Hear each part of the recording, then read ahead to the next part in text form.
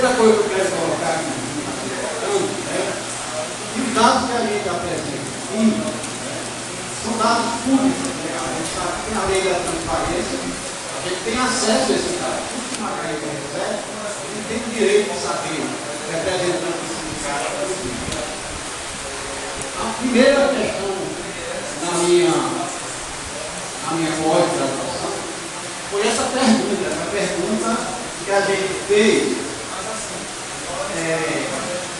para ver até que as políticas de financiamento da educação, até que ponto elas valorizaram a vida, valorizaram o professor.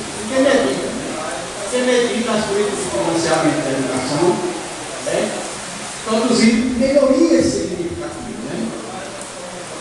Aí a gente vai tentar responder isso aí.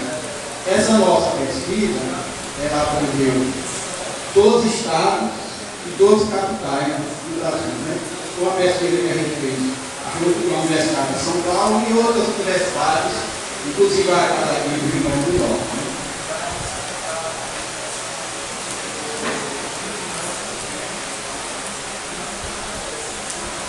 Primeiro, a gente vai colocar alguns resultados. Né? Os resultados são um fator importante para a categoria. Né? Uma das coisas é o seguinte: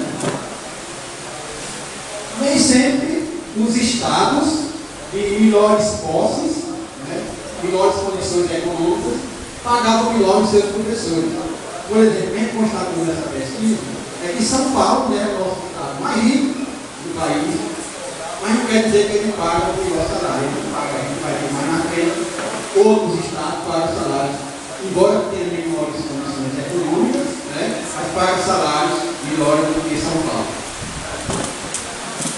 Outra coisa é que o professor formado, ele ganha 35% a menos do que o outro profissional do mesmo grau de formação.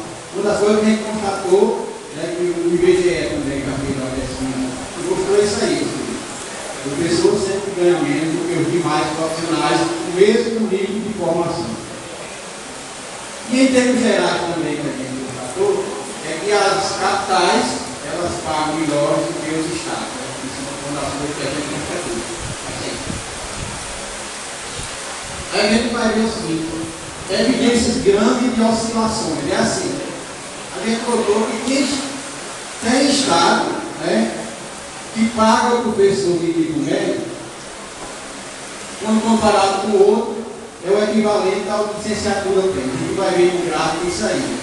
Quer dizer, o piso de um estado é maior do que o teto salarial de outro. Isso aí são as capitais, 12 capitais dos estados pesquisados, né? Vocês estão vendo essa tirinha aí, essa primeira tira é o nível médio, né? A gente vai ver que nas capitais, o nível médio, né, praticamente é a mesma coisa, né? Não tem grande oscilação. Mas, vocês vão ver aquela torre lá em cima, aquele pico, né? Ali está mostrando Curitiba. Curitiba é a capital que paga melhor os seus professores, paga melhor. Aí, essa parte do meio aqui é licenciatura, para quem tem especialização, mestrado, doutorado.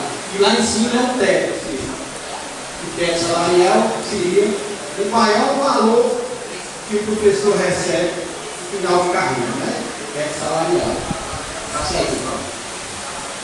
Bom, é isso que eu estava dizendo aí, ó. Essas torres aí estão mostrando, a gente vai ver aqui, aquele primeiro estado ali, do RR, Roraima. A primeira coluna dele, né? A primeira coluna é o nível médio. A gente vai ver que a primeira coluna dele é maior do que a de muitos estados. A primeira coluna é maior do que a última coluna, por exemplo, quase igual ao Rio Grande do Norte. Né? O Rio Grande do Norte paga basicamente o PIB. Né? Ou seja, Roraima, nessa pesquisa, foi o estado que pagou melhor os seus professores. Outra coisa que a gente constata é a contratação temporária, é o serviço prestado. Isso é uma coisa que os gestores públicos lançam mão muito mesmo, porque primeiro pagamento. A primeira coisa é pagamento. Não paga os direitos, né? O repouso remunerado, férias, adicional do tempo de serviço.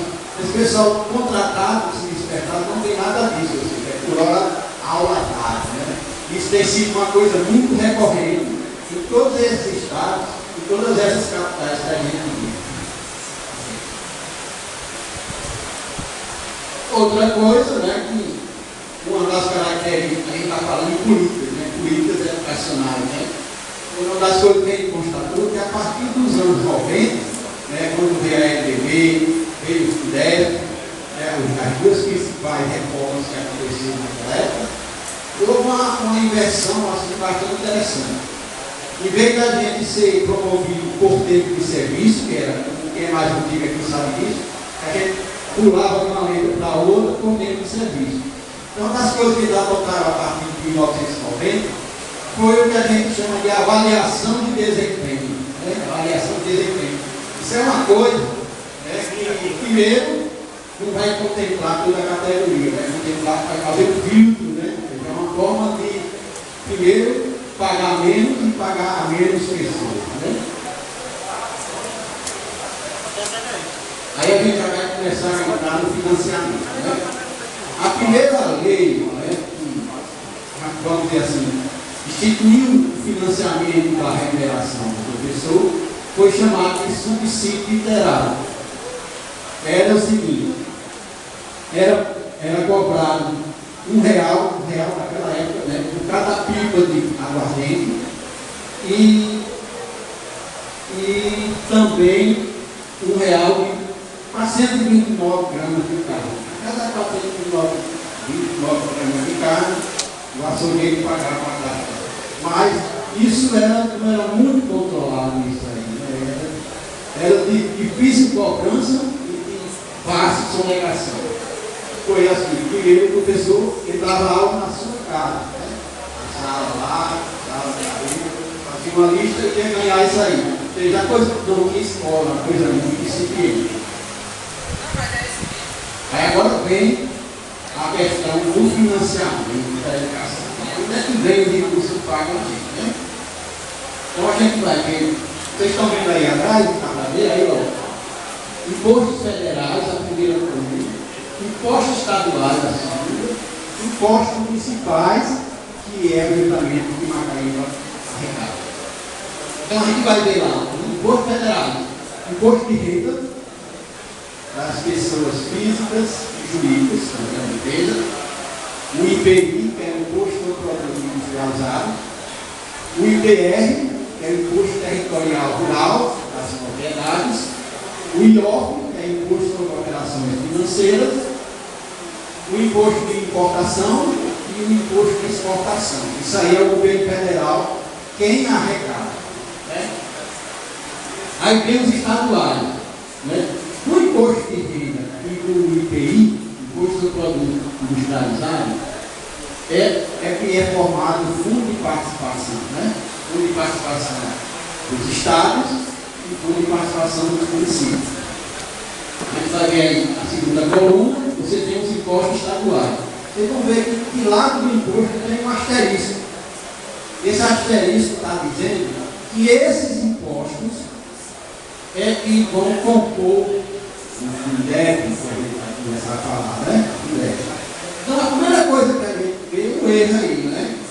Nem todos os impostos que são arrecadados pelos entes federados, eles compõem o FUNDEP, só parte. A gente vai ver aqui na última coluna, que são os impostos municipais, né? O FPM, o IPI exportação, o IPR, o ICMS é o principal imposto que compõe o FUNDEP.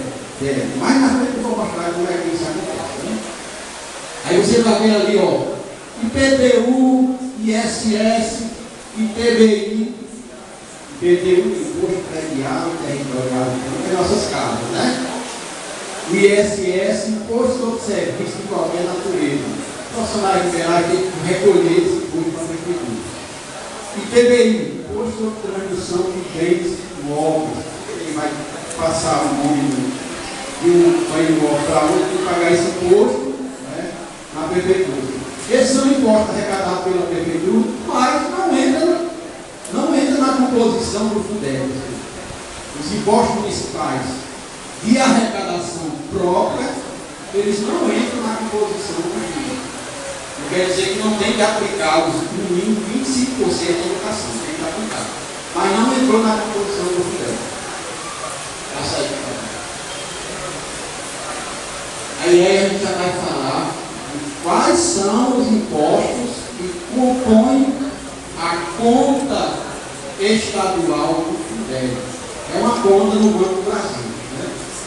A gente vai ver ali FPE, FPM, IPI de exportação, ICMS, IPVA, que é o carro, né? Imposto sobre veículos automotores, ITCMD, Imposto sobre herança, né? Não vai passar a herança de cada um. ITR, essa LC é uma compensação do Estado e do município com esporte. Mas eu quero chamar a atenção aqui para o dado do erro, que está aqui de lado, né? Está aqui de lado. Então, na composição da Câmara Estadual, você vai ver aí, né, que o FPE, isso aí são dados já do quadrimestre, eu peguei os 4 primeiros meses desse ano, isso é dado atual, né? Atual. Aí eu fiz a média. Quanto é a média mensal?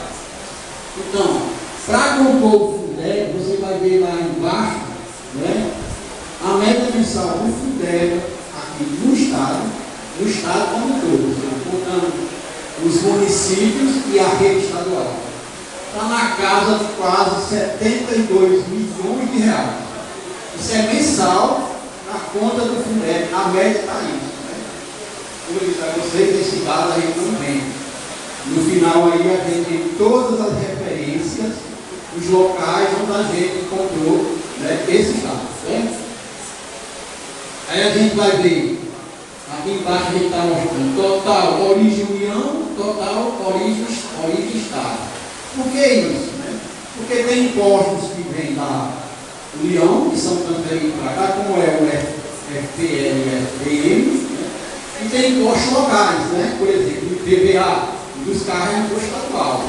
A gente está vendo ali a composição, né? Quase que parecido, né? 38 milhões está vindo das transferências federais e da origem do Estado, 33 milhões aproximadamente. Né? Ou seja, dá quase 72 milhões de reais por mês. Esse Fundeb está, vamos relembrar, que 60% dele, isso no mínimo é para o salário mais velho. Né? Passa aí, por favor. Aí, gente, como é que acontece, né, essa história das matrículas? A gente está vendo aí, ó, esse catatal de nomes aí, que são todas as etapas e modalidades da educação básica. Você vai ver ali a primeira linha, não sei se está com você, tá? Creche tempo parcial. Ou seja, a Prefeitura de Macaíba recebe por cada aluno, né? Isso aí já é consolidado, por cada aluno matriculado numa creche parcial, R$ 3.044,88 por ano. Ou seja, a primeira coisa que a gente vai entender é que o fundo, ele repassa dinheiro para, no caso aqui no município, de acordo com as matrículas e de acordo com esse tipo de matrícula. Aí que vai ver que vai, ó, quando é tempo integral, vai para 3.951. Aí a gente começa a fazer uma discussão. Tempo integral não dobra, né? Mas não dobra o valor não, por isso que tem essa correria de fazer a escola do tempo integral. Porque primeiro você vai trabalhar 2 turnos, ou a escola vai trabalhar 2 turnos, mas o financiamento não dobra. Na lógica tem que dobrar, né? Para um turno 3.044, 2 turnos 3.900. Era para ser 6.088, né? É 2 turnos.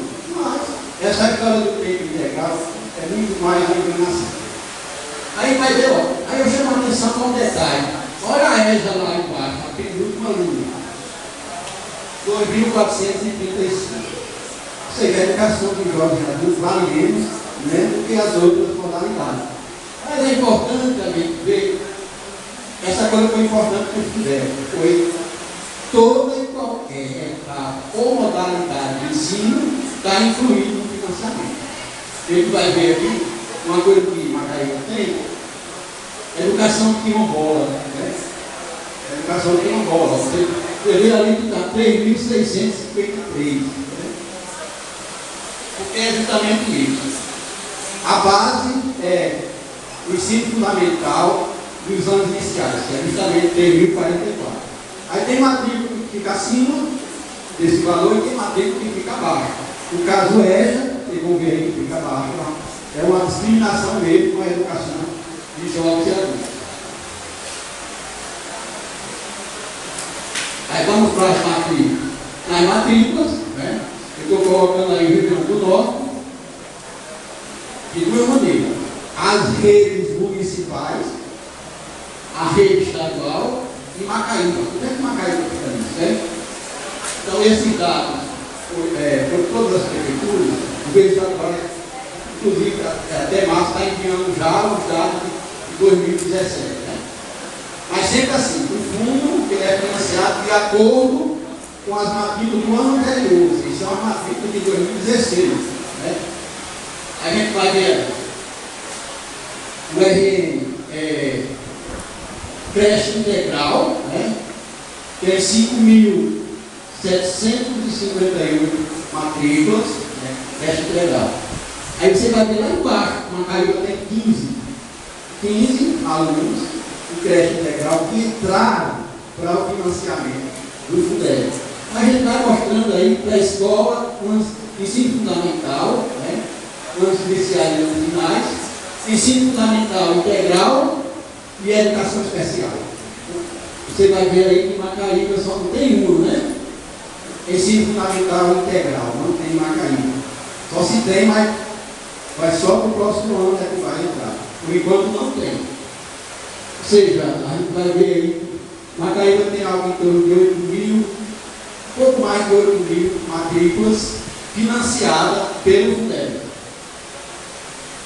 Eu não vou detalhar muito aí, mas a gente está vendo aí que o grosso de Macaíba são os anos iniciais do ensino fundamental, né? A gente vai ver ali que tem 1.817 matrículas nos anos iniciais do ensino fundamental, 2.319 rural. Eu achei isso é uma coisa singular. É impressionante, porque normalmente, no geral, é menor as matrículas. Pois é interessante. É similar, a gente vai ver que não é essa mesma coisa, por exemplo, né, quando você considera todos os municípios, né? Olha lá, todos os municípios. 95.000 urbano, 49.000 rural, né? São coisas, isso é que a gente chama de, o companheiro da coisa também, de análise de dados, né? A gente está analisando os dados, caracterizando. Ok, passa aí. Continuando, né? As modalidades, né? A gente vai ver que Macaíba tem aí EJA, né? Lá embaixo, 698 alunos. Por essa matrícula, ele não recebe 3.044, recebe 2.400, você viu que é menos lá, né?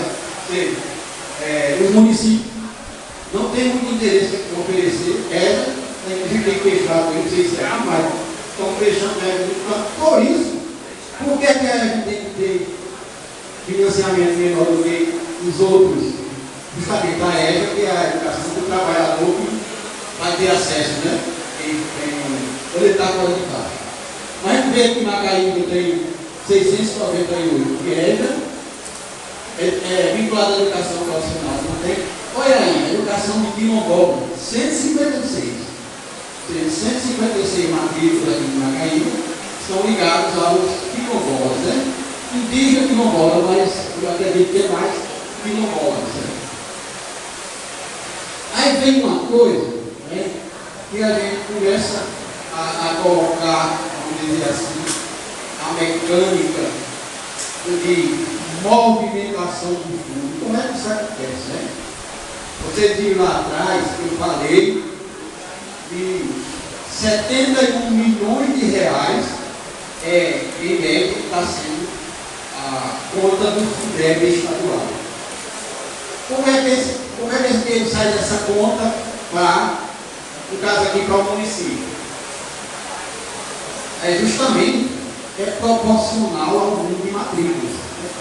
Como? Você vai ver aí que, como eu estava falando aí, o RM, começando ali no Crescente, tem 65 mil, o RM todo, na caída tem 691. Ou seja, 65.691. Então, como a caída é menor, vai receber percentualmente menor, ou seja, é de acordo com as matrículas. Aí tem um númerozinho aqui no final, que ele vai dizer muita coisa. Né? Então, percentual, né? Decimal, né? Vocês vão ver ali na última coluna. RM tem um total, né? Como é que esse total, esse 1, percentualmente é dividido aqui no estado? Vocês vão ver que os municípios recebem 62%, 0,62%. O governo estadual, 0,38%. O que é que a gente vai concluir com isso? É muito bom, porque os municípios estão recebendo mais do que o governo do estado. Mas também os municípios estão com mais matrículas, estão com mais atribuições, precisa contratar mais professores, tem esse outro lado. Recebe mais dinheiro, mas tem mais alunos, tem mais professores para pagar, mais escola, e por aí vai. Ou seja, 62% desses 71 milhões vai para os 12 municípios. Macaíba fica com 0,014, 14 milésimos. O que é isso? É 8 mil matrículas em cima do total do estado. Tá? 169 mil matrículas. Está certo. Aí vamos lá. A gente vai pegar grandes números aí. Brasil, estados, municípios, né? RM, governo do estado, municípios e Macaíba, né? Em geral, de cima para baixo. Vamos lá, primeira coluna, né? Primeira coluna. Então isso aí são as matrículas total financiadas pelo Fundeb. Eu vou colocar sempre em números redondos, né? Aí, gente, eu vou fazer o seguinte. Essa minha apresentação eu vou deixar, coloquei uma área aqui, para reproduzir até quem está mais interessado. Essa apresentação eu vou repassar para vocês. A gente vai ver. Brasil, 39 milhões de matrículas, né?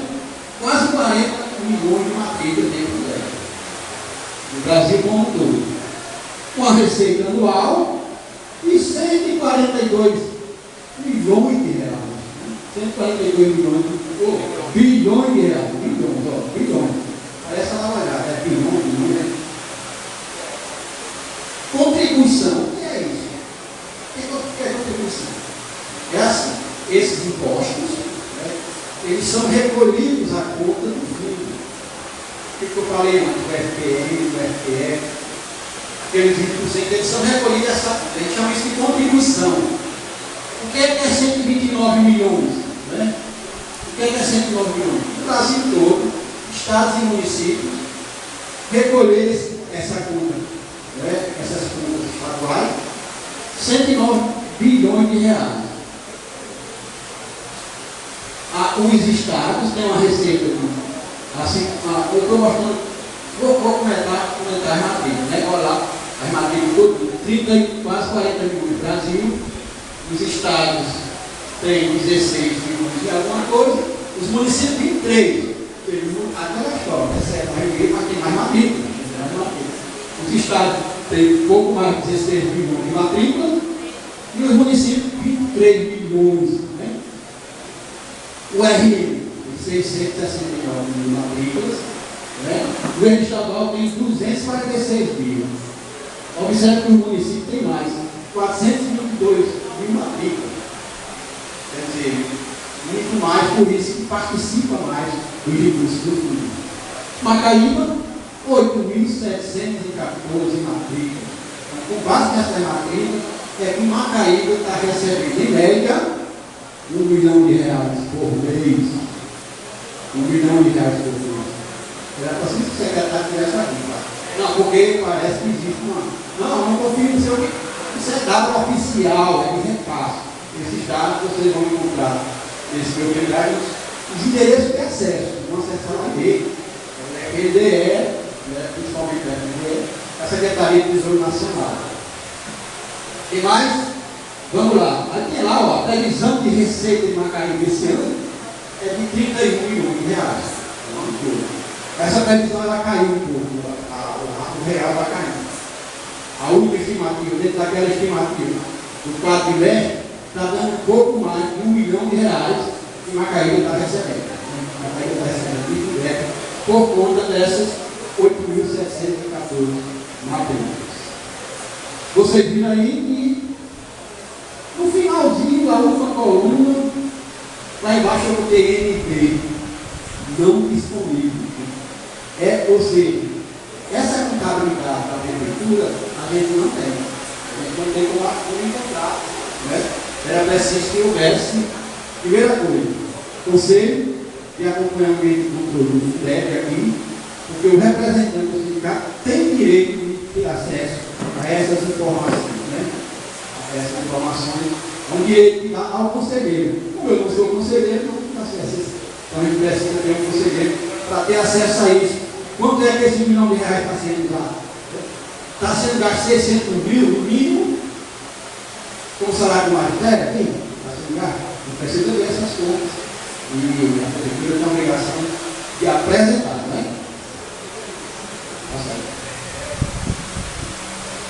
Aí, gente, movimentação da conta. A gente pensa assim, não, no fim do mês, aí depois, não é assim. Eu peguei 2 dias ainda. 9, e se eu acessei o Banco Brasil, oficial, Banco Brasil, no município de Santa Catarina. Aí eu não consegui. No Banco Brasil. Eles dão só um exemplo para você entender como é que essa conta é movimentada. Você vai ver ali, 9/3, né? 9/3 desse ano. IPVA, R$200. ITCMD, 52, e assim vai, né? Total R$796. São municípios parecidos com Macaíba. Você vê, ó, dia 10, ó, dia 9, dia 10, quase todo dia está entrando dinheiro nessa conta. Então, aquela história de atrasar pagamento, não se consegue mais, porque quase todo dia entra dinheiro nessa conta. Quase todo dia.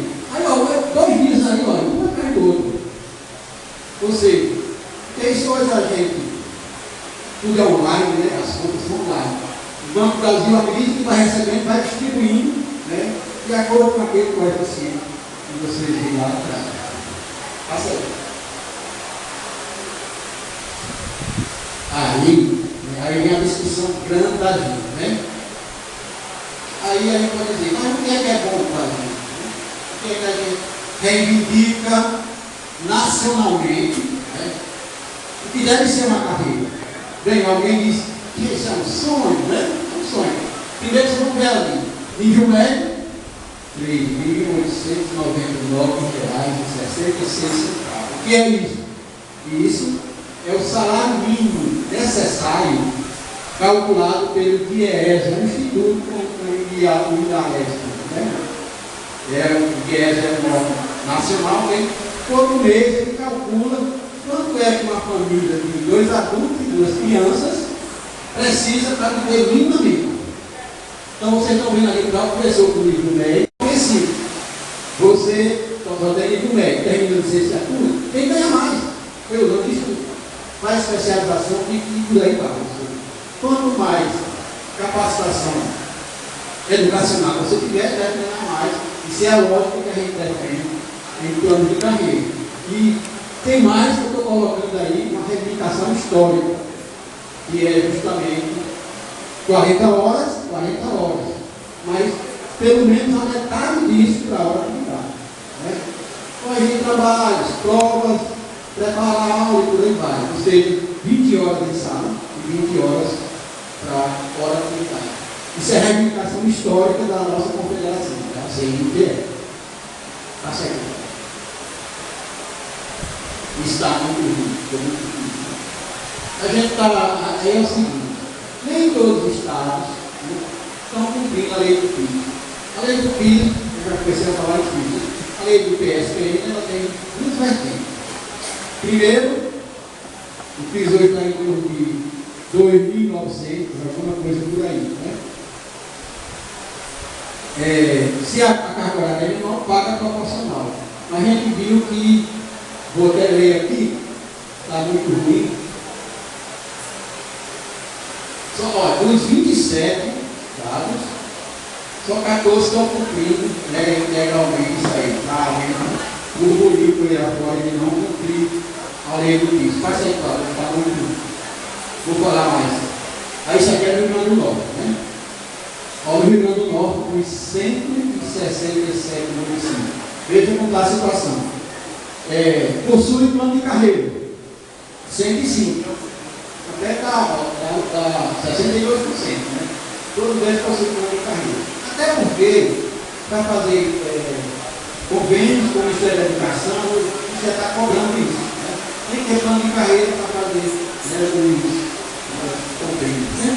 A gente vai ver aqui com o PIS 84. Ou seja, a metade é que cumpre direitinho o piso salarial. E a jornada é 77. A jornada é isso, né? Falar nisso, já começa a falar na jornada da Câmara. O pessoal me colocou, vocês na relação oficial, a história de um terço. Eu estava olhando o plano de carreira aqui, é um quarto, 25%.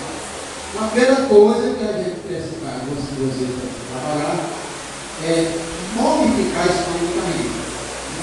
E fazer, adequar essa carga horária, em vez de 25%, né, falar 25% para a hora de atividade, ser um terço. Estou perdendo bastante isso aí. Inclusive, né, a gente está com uma luta grande de Natal, você vai falar, né? E o município está duras penas, observa essa lei, o PIS veio em 2008, né? 2008, 17. 9 anos. 9 anos dessa lei, e Natal, o município, né, vamos dizer assim, mais rico, né, capital do Rio, não cumpre direito. Em vez de adequar a jornada, né?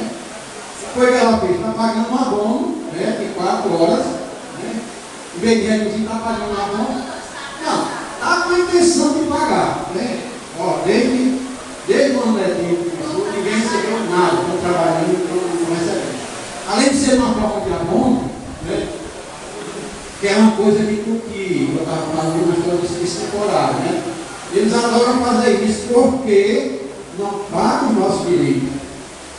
Observe lá, essa coisa da hora suplementar, é assim, você recebe por aula dada. Ou seja, você não recebe nas férias, não incide no seu adicional tempo de serviço, que é uma coisa muito importante, ou seja, você é obrigado a trabalhar nas 4 horas, mas não vai contar com o seu emprego e não vai contar com a sua aposentadoria, complicado isso, trabalho e doença, né? Tá, se aí.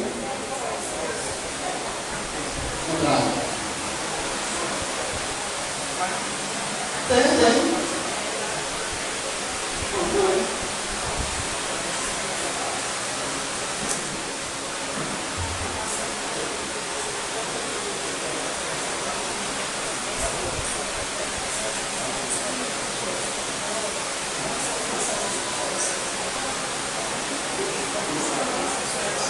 Volta aí.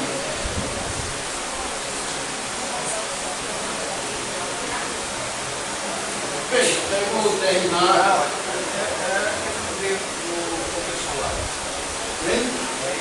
Então, deixa aí. Então, nada mais do que fica nisso, dizer o nosso tamanho do salário, né? Aí, depois disso aí, tem todas as referências que a gente usou, e eu vou passar para a direção do grupo aqui, para quem tiver ter acesso, né, ter acesso também na sua internet, na sua casa, para confirmar, e até porque eu lanço o desafio, a gente tem que peitar, sem a secretaria, tem que provocar como é que está sendo lugar em torno de 600 mil reais de compromisso. Então, essa questão para a gente colocar para iniciar o debate.